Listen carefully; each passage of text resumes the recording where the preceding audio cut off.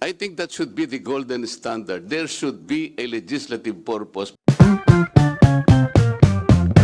Mga karadyo baktas, ito yung nangyaring hearing kanina o kahapon, kung saan makikita natin ang pag-react na naman ni Sagi Party List Congressman Marcolita. Tila ba pinupuna ni Marcolita? Palagi na lang pinupuna ni Marcolita kung ano man yung ginagawa ng House of Representatives, na itong si Marcolita ay palaging meron talagang reaksyon sa lahat ng mga ginagawa ng congressman.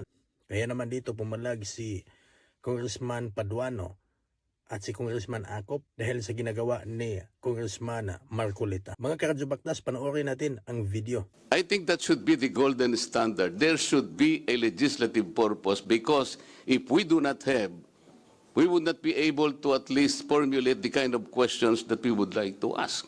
Like what? Maybe we will, as a matter of fact, again, with all due respect,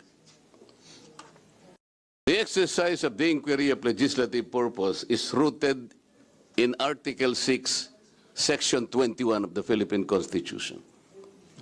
But there is another one. There is another function which is related to that. This is the oversight function, which is in Section 22 of the same article. Iba po yung oversight, iba po yung inquiry in aid of legislation. I think that is the distinction here. We should be guided by that. So kung wala pong contemplated legislative purpose, baka kung saan-saan po tayo. Ang gusto po natin, diretso. We should be focused, Mr. Chair. This is the kind of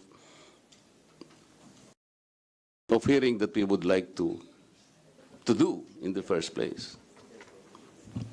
Thank you. Wala pong problema, Mr. Chair, dun sa ni-repair ito. That is the process. Walang debate doon. But I believe it presupposes already a legislative po, parang may nakabalangkas na. Halimbawa po ako, if you will read the Neri, yung pong treatise ni Mr. Chief Justice, sinabi pa niya yung mga landmark cases na napakarami po, including Arnold versus Nazareno. Kasi po, ang sabi niya, kailangan pong meron tayong contemplated legislative purpose. Ang mangyayari po noon, halimbawa sabi niya, meron kang duda, baka sakaling a provision of that legislative purpose might impact on certain sectors which are not yet clear to you. So, ang sabi niya, you should ask people by way of an inquiry. Kaya po tatawagin natin ang mga taong ito, katulad ng ginagawa natin ngayon, to help us complete and satisfy all the provisions of a contemplative legislative purpose. So kung wala po yun, Mr. Chair, baka po umaba lang, sayang po yung panahon. Ang pagtatanong, iba-ibang ganun, like po nang nangyari sa maraming pagkakataon, Mr. Chair. Pabalik-balik hanggang sa... Yun lamang po ang aking worry, Mr. Chair. Wala pong ibang intention kung di makatulong tayo, focus, at para... madali po natin kung may gagawin tayong legislative mga panukalang batas, kailangan nandito na po, wag natin pong ilagay yung kalesa na nauuna po sa kabayo, Mr. Chair. Salamat po.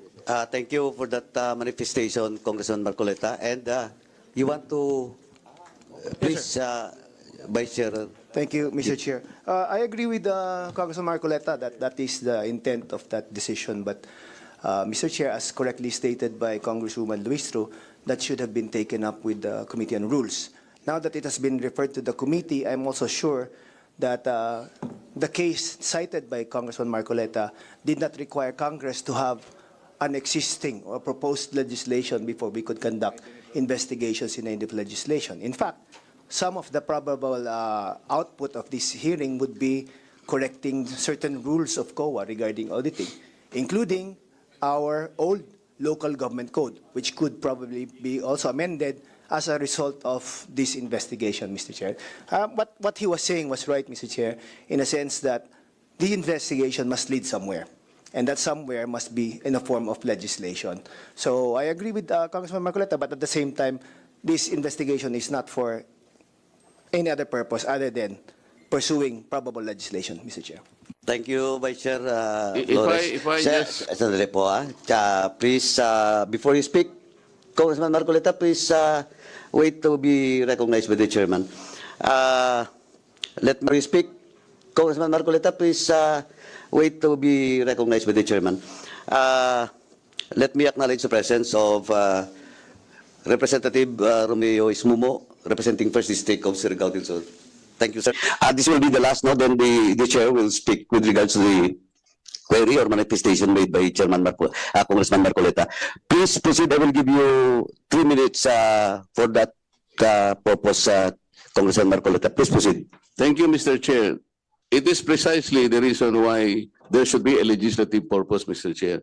Yung pong ating gagawin, it's not for a possible lead to a legislation that might be taught later on. Hindi po yung afterthought eh. Ang sinasabi po nung NERI versus Senate, yung pong kahalagahan ng legislative purpose para focus na focus po tayo.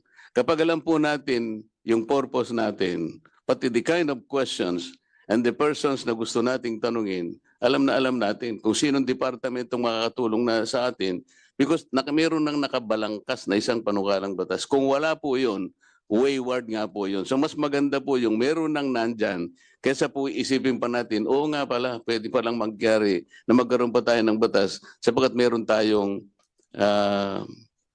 sigurong nakalkal. Parang gano'n.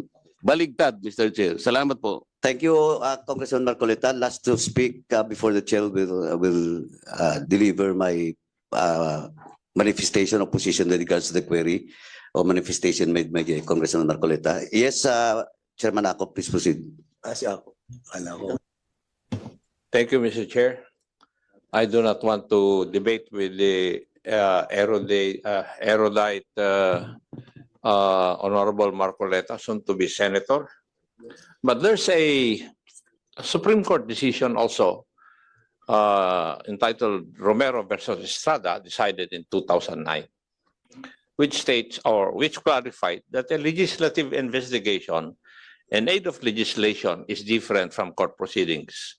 Inquiries in aid of legislation are utilized to enable the legislative body to gather information and thus legislate wisely and effectively, and to determine whether there is a need to improve existing laws or enact new or remedial legislation, even if the inquiry need not result in any potential legislation. Kasi if we really would want to come up with a law or to amend any law, there's a need for the legislative body in its inquiry to gather information and data to guide the legislators to come up with a law. I think that was the intent of Romero versus Estrada, decided in the year 2009, Mr. Chair. Maraming salamat po. Thank you, Chairman Ako. Well, in fact, it's not only with the Romero and Estrada, it also was cited